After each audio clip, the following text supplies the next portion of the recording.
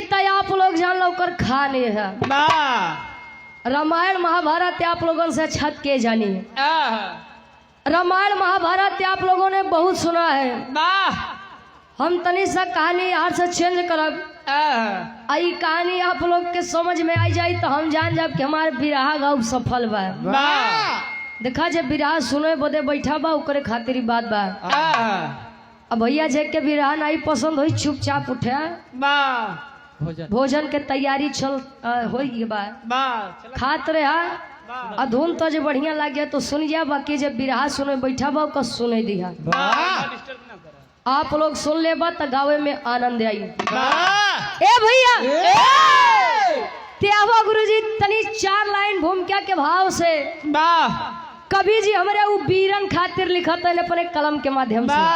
कैसे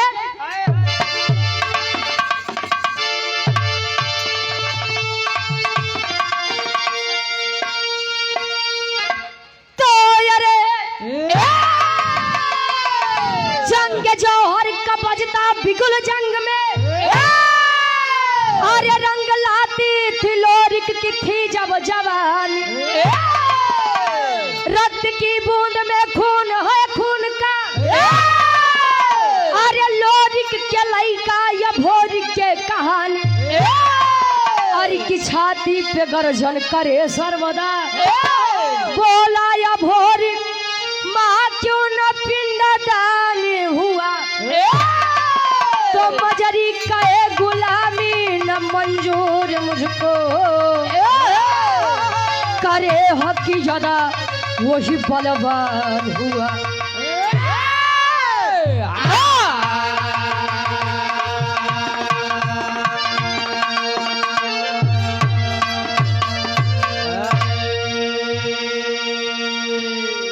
जंग जौहर का बजता बिगुल जंग में अरे रंग लाती थी लोरिक की थी जब जवानी रक्त की बूंद में खून है खून का तो लोरिक के लइका या भोरिक के कहानी।